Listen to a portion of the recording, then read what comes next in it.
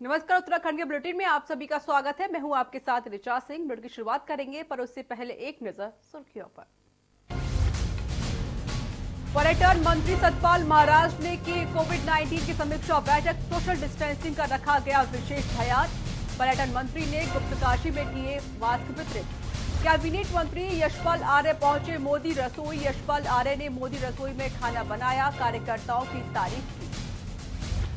कांग्रेस प्रदेश अध्यक्ष प्रीतम सिंह ने लिखा पत्र। मुख्य सचिव उत्पल कुमार सिंह को लिखा पत्र। अन्य राज्यों में फंसे प्रवासियों की घर वापसी की मांग की। 2 हॉटस्पॉट इलाके कंटेनमेंट जोन से बाहर। 28 दिन की अवधि पूरी होने पर किया गया बाहर। लोगों को लॉकडाउन फ्री में दी गई राहत मिल सकती है। आरोग्य सेतु मोबाइल ऐप में दिखा कोरोना पॉजिटिव। प्रशासन में मचा हड़कंप। पॉजिटिव व्यक्ति को ढूंढने में जुटा प्रशासन और स्वास्थ्य विभाग। और गंगा घाटी यमुना घाटी में बर्फा मौसम का कहर।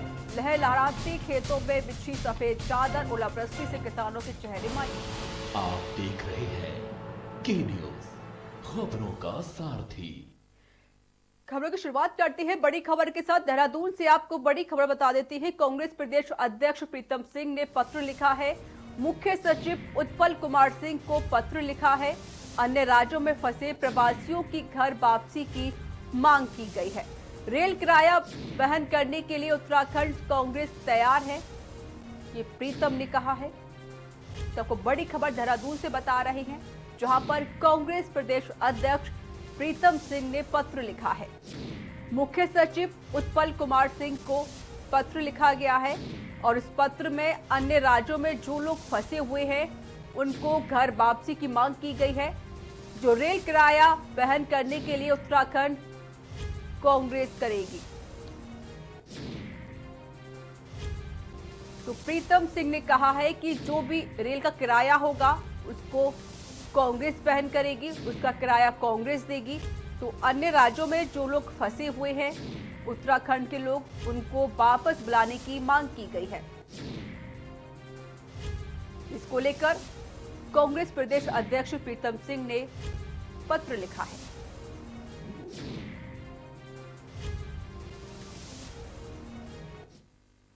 खबरों में आगे बढ़ते हैं। हल्द्वानी में विगत 2 दिनों से देश के विभिन्न प्रांतों से बड़ी संख्या में लोगों के जुले की आमद शुरू हो चुकी है।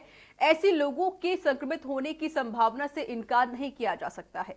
यदि इनमें से कोई संक्रमित हुए तो निश्चित ही जनपद में संक्रमण फैलने की संभावना बढ़ जाएगी और ऐसे में स्वास्थ्य विभाग के साथ ही सिटी रिस्पांस टीम और विलेज रिस्पांस टीमों की जिम्मेदारी और ज्यादा बढ़ सकती है।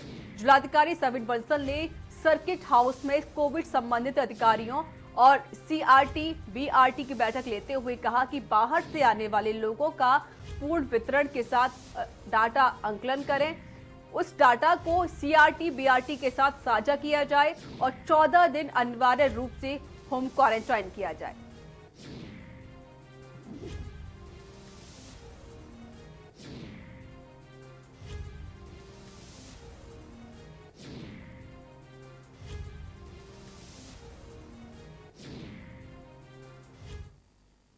चमोली में लॉकडाउन के कारण बाहरी राज्यों में फंसे लोगों की घर वापसी जारी है। मंगलवार को चंडीगढ़ और राजस्थान से लगभग 233 लोग चमोली पहुंच गए हैं। इन सभी लोगों को देहरादून और हरिद्वार से उत्तराखंड परिवहन निगम की बसों से चमोली भेजा गया है। इनमें चंडीगढ़ से 220 और राजस्थान के 13 लोग शामिल हैं। भारत सरकार द्वारा चंडीगढ़ और राजस्थान को रेड जोन में रखा गया है और ये दोनों राज्य हाई रिस्क एरिया में भी शामिल है। इसको देखते हुए जिलाधिकारी स्वाति एस भदौरिया ने भारत सरकार द्वारा चिन्हित रेड जोन से आने वाले सभी लोगों को अनिवार्य तौर पर फैसिलिटी क्वारंटाइन करने के निर्देश दिए हैं।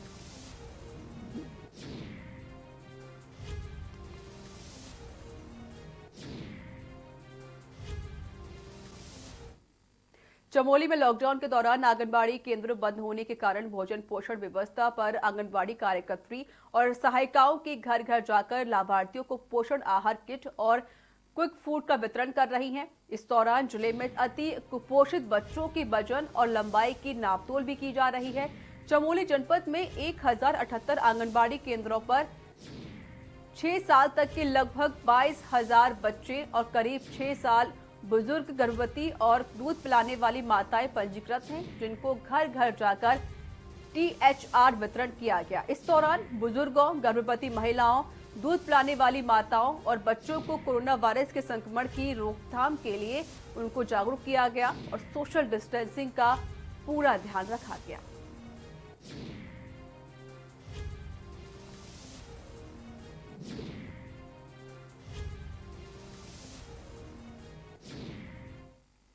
रुद्रप्रयाग जिले के ब्लॉक सभागार ऊखी मठ में आयोजित कोविड-19 की समीक्षा बैठक में सोशल दूरी का विशेष ध्यान रखा गया और सीमित अधिकारियों व जनप्रतिनिधियों को बैठक में शामिल किया गया।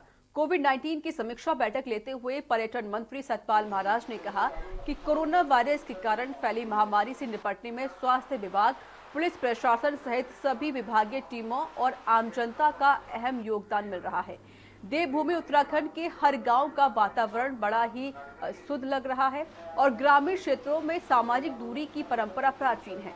साथ ही कहा कि लॉकडाउन की अवधि धीरे धीरे घटती जाएगी और स्थानीय तीर्थाटन और पर्यटन व्यवसाय को बढ़ावा देने के लिए प्रयास किए जाएंगे, मगर जहां भी सोशल दूरी का पालन न किया जाए उन पर कड़ी कार्रवाई की जाएगी।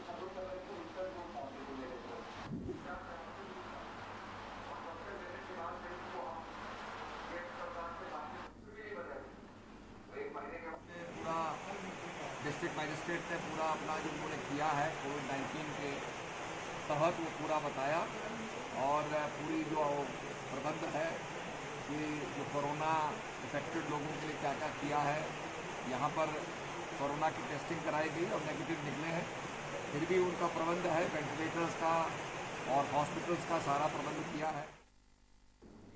लॉकडाउन में बाहर से बेसहारा लोगों को हो रही भोजन की दिक्कतों को देखते हुए मोदी सरकार के आदेशों पर बीजेपी नगर मंडल ने नगर मंडल महामंत्री अंकुर अग्रवाल के आवास पर मोदी रसोई का शुभारंभ 21 दिन पहले किया था। तब से लेकर आज तक इस रसोई से हजारों लोगों को खाना खिलाया जा चुका है। आज समाज कल्याण मंत्री यशपाल आर्य, नैनीताल विधायक संजीव आर्य भी मोदी रसोई पहुंचे और गुणवत्ता का निरीक्षण किया। कार्य से प्रभावित होकर यशपाल आर्य ने मंडल अध्यक्ष राकेश गुप्ता और महामंत्री अंकुर अग्रवाल आदि कार्यकर्ताओं को शाबाशी देकर उनका उत्साह बढ़ाया। वहीं यशपाल आर्य ने करीब 10 मिनट तक इस मोदी रसोई में पूड़ियां भी तली। यशपाल आर्य ने कहा कि इस महामारी के बीच जिस प्रकार से कार्यकर्ता मोदी रसोई की मदद में गरीबों और बेसहारा लोगों तक खाना पहुंचा रहे हैं, वो बहुत ही सराहनीय है।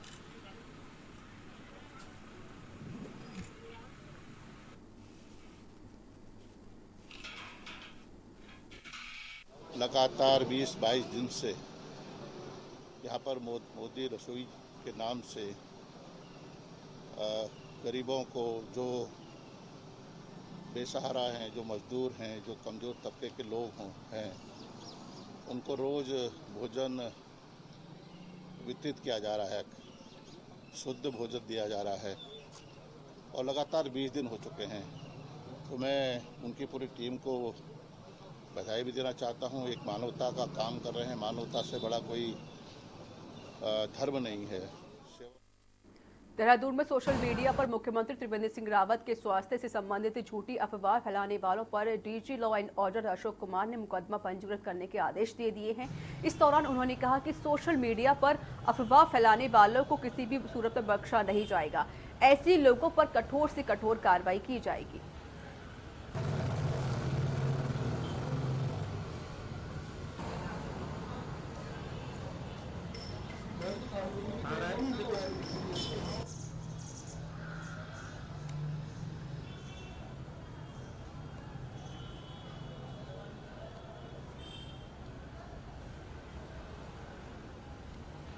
खेदजनक बात है कि आज माननीय मुख्यमंत्री जी के संबंध में बहुत ही शर्मनाक और झूठी जो है फेक न्यूज़ फैलाई गई।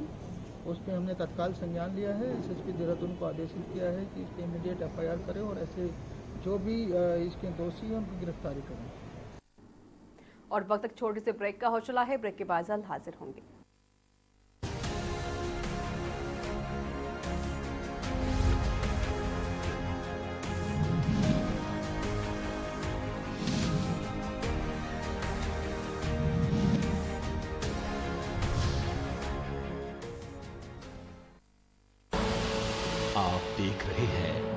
की न्यूज, खबरों का सारथी।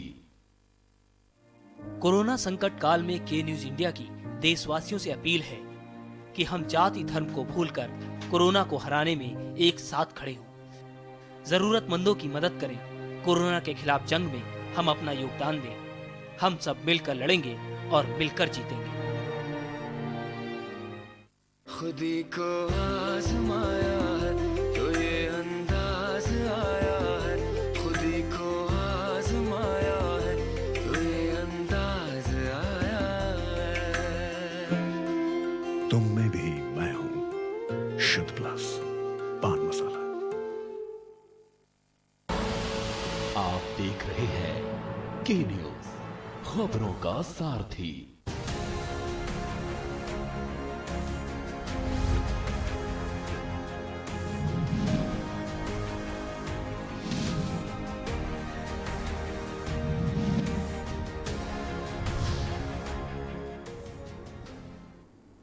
ब्रेक के बाद स्वागत है। खबरों में आगे बढ़ते हैं। देहरादून में 2 हॉटस्पॉट इलाकों में 28 दिन की अवधि पूरी होने पर उन्हें कंटेनमेंट जोन में से बाहर कर दिया गया है।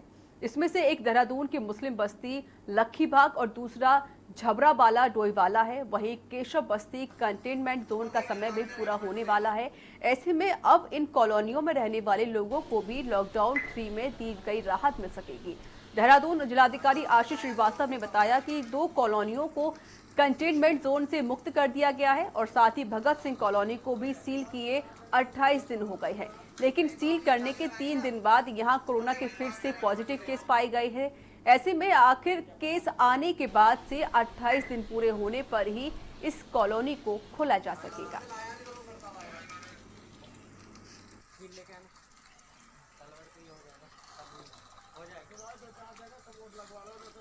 नहीं तो अभी जाली लगाएंगे ना, ऊपर से वही बांधते रहेंगे। क्या बना लीजिए। और जो हमारे पास 2 कॉलोनीज़ हैं, एक हमारी जो मुस्लिम बस्ती है लखीबाग की, उसके 28 दिन पूरे हो गए हैं और उनका आज जो है उनको रिलीज़ कर दिया गया है। आज वो उनका जो वो कंटेनमेंट जोन था वो समाप्त किया गया है। इसके अलावा जो झबरावाला डोईवाला में है उसको भी आज जो है 28 दिन पूरे होने पर रिलीज़ कर दिया गया है। इसी के साथ केशव बस्ती भी जो है उसका भी टाइम पूरा हो रहा है, लेकिन वहाँ से कुछ हमने रैंडम सैंपल्स लिए थे 2 दिन पहले, तो उसमें से 2 लोगों की रिपोर्ट अभी जो है इनकन्क्लूसिव प्राप्त हुई है। इसलिए उनकी दोबारा जो है वो टेस्टिंग की जा रही है। जैसे ही वो रिपोर्ट हो सकता है हमें कल तक प्राप्त हो जाएगी, फिर उसके आगे अग्रिम कार्रवाई करेंगे। कोरोना महामारी के चलते जहां उत्तराखंड में कोरोना के मामले लगातार बढ़ते हुए नजर आ रहे थे, जिस कारण बाजार का समय भी निर्धारित किया गया था, वहीं अब लॉकडाउन 3 में लोगों को और भी राहत दी गई है। बाजार खुलने और बंद होने का समय सुबह 7 बजे से लेकर शाम 4 बजे तक ही किया गया है, लेकिन देखने में आ रहा है कि लोग प्रशासन द्वारा दिए गए निर्देशों का पालन नहीं कर रहे हैं। वहीं अब देहरादून को ऑरेंज जोन में घोषित किया गया है। नगर निगम शहर में कोरोना से बचाव के लिए वाहनों के माध्यम से प्रचार प्रसार किया जा रहा है। नगर आयुक्त विनय शंकर पांडे ने बताया कि वाहनों के जरिए जनता से अपील की जा रही है कि सोशल डिस्टेंसिंग का पालन करें और साथ ही मास्क लगाकर ही घर से बाहर निकलें।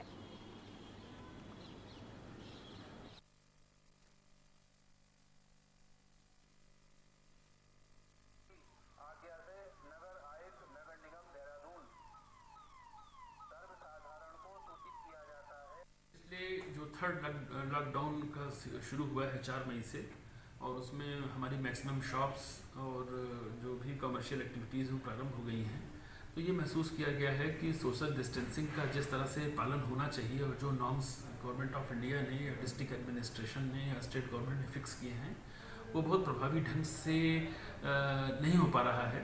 तो इसको लेकर आज से नगर निगम ने एक विशेष पहल शुरू की है और हमने करीब 5 अपने वाहन लगाए हैं आज प्रचार प्रसार के, और उसमें ये लोगों को जनसामान्य को अनाउंसमेंट के माध्यम से जागरूक करने का प्रयास किया जा रहा है। वैश्विक महामारी कोविड-19 को लेकर जन सामान्य को सतर्क व जागरूक करने के उद्देश्य से जिलाधिकारी डॉक्टर आशीष चौहान ने दूसरी बार गढ़वाली भाषा में पत्र लिखा है। विभिन्न प्रांतों एवं प्रदेश भर से आने वाले व्यक्तियों को गांव में 14 दिन तक के लिए क्वारंटीन में रहने को कहा गया है। गढ़वाली भाषा में लिखा गया है कि यह रैबार जन सामान्य में काफी लोकप्रिय हुआ है। रैबार के जरिए आम जनमानस सरकार के दिशा निर्देशों को आसानी से समझ पा रही है। ये गढ़वाली पत्र इन दोनों सोशल मीडिया पर भी वायरल हो रहा है।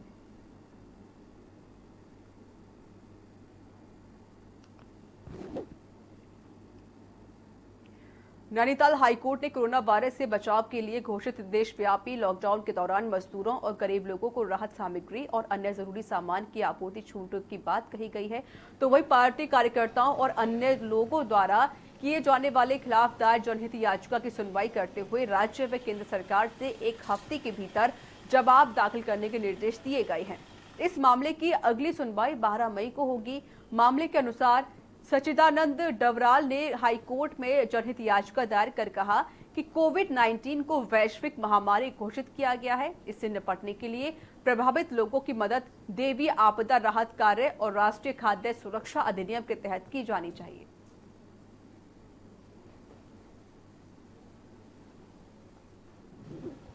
आज नैनीताल हाईकोर्ट उत्तराखंड में एक जनहित याचिका में सुनवाई हुई। उसमें दूसरी अपोजिट पार्टीज को नोटिस इशू हुआ है 12 मई 2020 तक जवाब फाइल करने के लिए, और अब इसकी सुनवाई 12 मई 2020 को होगी। सच्चिदानंद डबराल ने यह मांग करी है कि मेडिकल फैसिलिटीज़ जो प्रोवाइड करी गई है वो उचित मात्रा में नहीं करी गई है, और जो मेडिकल उपकरण हैं जैसे पीपीई किट में दिए जाए। इसके अलावा जो भी मेडिकल स्टाफ है और जो कोरोना वॉरियर्स है उनको उचित सुरक्षा प्रदान की जाए कि जो भी रिलीफ मटेरियल्स बढ़ रहे हैं वो रिलीफ मटेरियल्स एसडीएम, तहसीलदार, नायब तहसीलदार, क्षेत्रीय पंचायत, ग्राम पंचायत और लोकल अथॉरिटीज के थ्रू बटे, ना कि किसी व्यक्ति विशेष के थ्रू बटे। नैनीताल हाईकोर्ट ने किसानों को कोरोना वायरस संक्रमण के दौरान फसलों के भुगतान को लेकर समस्याओं को लेकर दायर जनहित याचिका पर सुनवाई करते हुए राज्य सरकार से 1 सप्ताह में जवाब दाखिल करने को कहा है, और अब मामले की सुनवाई के लिए कोर्ट ने 12 मई की तिथि नियत की है।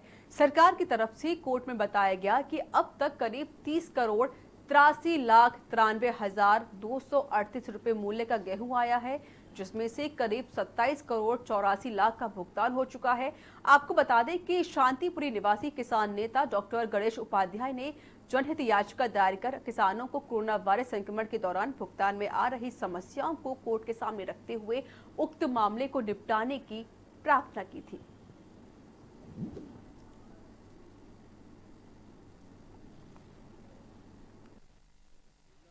कोरोना वायरस संक्रमण में किसान की भुगतान के संबंध में आ रही परेशानी के संदर्भ में एक जनहित याचिका दायर की गई थी, जिनमें आज सुनवाई हुई। डबल बेंच की खंडपीठ में सरकार ने अवगत कराया कि अभी तक 30 करोड़ 84 लाख का मूल्य का गेहूं किसानों से खरीद की गई है, जिसके सापेक्ष 27 करोड़ 85 लाख का भुगतान किसानों का कर दिया गया है।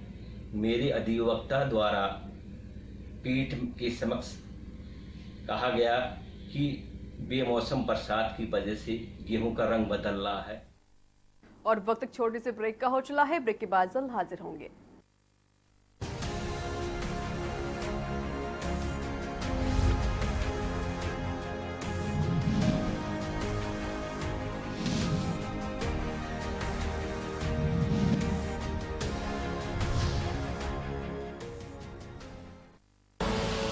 आप देख रहे हैं के न्यूज, खबरों का सारथी।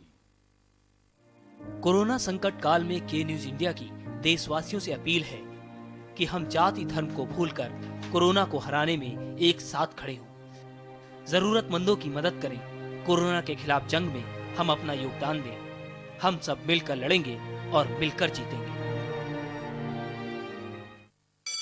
Mount Litra Z School, Unnao, #1 in academics, #1 in sports, best teachers, best result, smart classroom, best transport facility, world class infrastructure के साथ Mount Litra Z School, Unnao।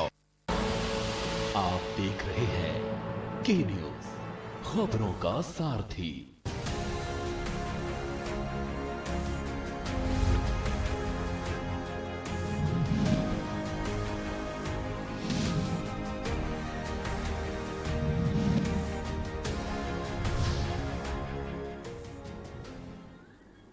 Break के बाद स्वागत है। खबरों में आगे बढ़ते हैं। सीमांत खटीमा में वन निगम को जगह की कमी के चलते वन भूमि में विभाग द्वारा स्थलीय निरीक्षण किया गया।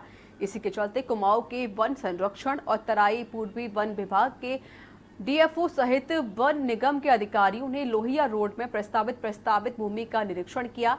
वन निगम को लकड़ी खरीदने के लिए जगह की आवश्यकता थी। वन निगम को जगह देने के लिए निगम के अधिकारियों ने वन विभाग को प्रस्ताव भेजा था। वन निगम ने 10 हेक्टेयर भूमि 3 वर्षों के लिए अस्थायी रूप से देने की मांग की थी। वन संरक्षण विवेक पांडे, डीएफओ नीतीश मणि त्रिपाठी सहित निगम कुमाऊं के महाप्रबंधक रमेश चंद्र की टीम ने संयुक्त रूप से पहले नोगवा डिपो प्रथम और द्वितीय का निरीक्षण कर देखा कि जगह कितनी है और नोगवा डिपो के निरीक्षण के बाद अधिकारियों ने लोहिया हेड रोड में प्रस्तावित 10 हेक्टेयर जगह देखी।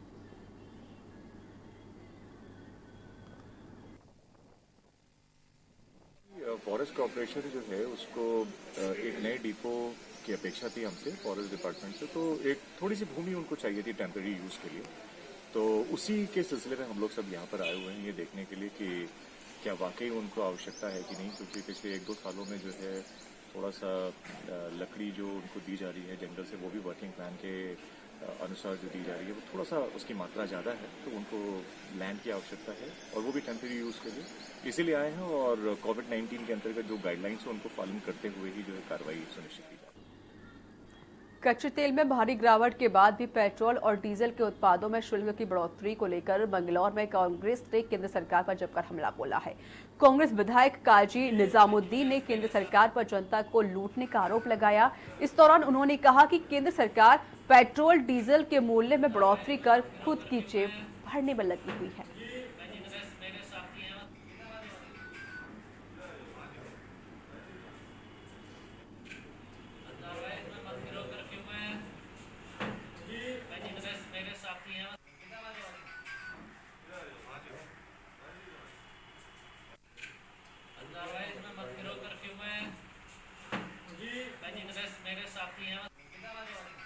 अब फेसबुक पर भी लिखा है, मैंने ट्वीट भी किया है और अभी 13 रुपये डीजल पर और 10 रुपये पेट्रोल पर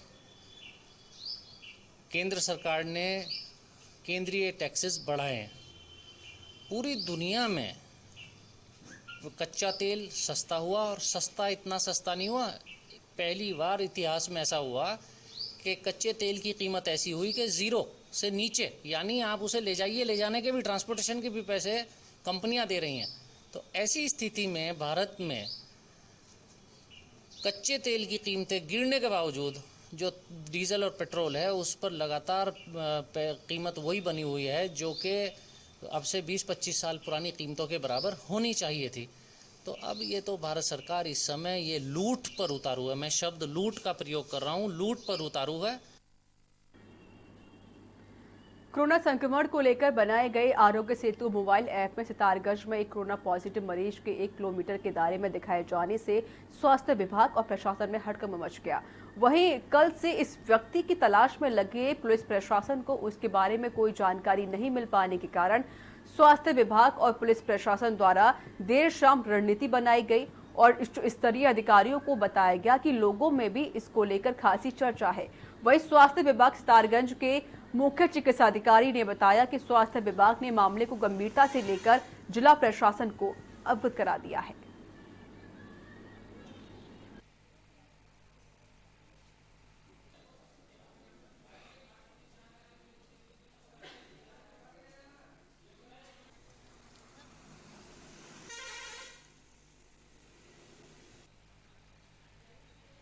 सितारगंज क्षेत्र में एक व्यक्ति कोविड-19 पॉजिटिव दर्शाया जा रहा है, जिसमें कि कभी उसकी जो डिस्टेंस है वो 500 मीटर, कभी 1 किलोमीटर के दायरे में उसकी उपस्थिति उसमें शो हो रही है।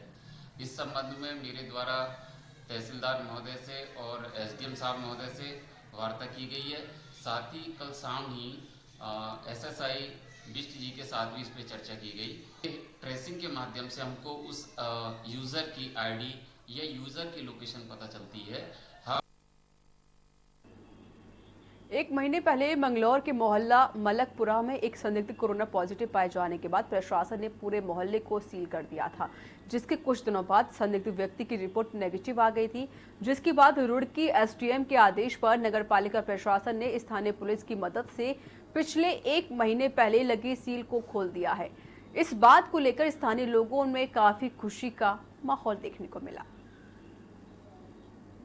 रमज़ान चल रहा है, बहुत लोग परेशान थे। रात को शहरी में उठने के बाद भी परेशान थे, उससे गोला छूटने के टाइम जब अफ्तारी का टाइम होता था तब भी परेशान थे, और आने जाने में वैसे भी परेशानी थी। लेकिन जो आज खुशी हो रही इसके खुलने से, मैं तहे से प्रशासन का, जिन लोगों ने इसमें सहायता की खोलने में, जिन्होंने हमें यहाँ से खोल के राहत दी, उन सब का शुक्रिया अदा करना चाहिए। हमें एक संदिग्ध व्यक्ति कोरोना संबंधी मिला था, तो उसके चलते ये पूरा मोहल्ला हम लोगों ने सीज कर दिया था। तो निर्धारित समय अवधि इसमें पूर्ण हो चुकी है और कोई भी इसमें फिर ऐसी कोई शिकायत आगे नहीं मिली, जिस कारण इसमें आदेश प्राप्त हुए थे कि इस तरह की जो सीजिंग की कार्रवाई की गई थी खोल दी जाए, तो खोल दी गई है। तो इसी के साथ उत्तराखंड के बुलेटिन में इतना ही। नमस्कार।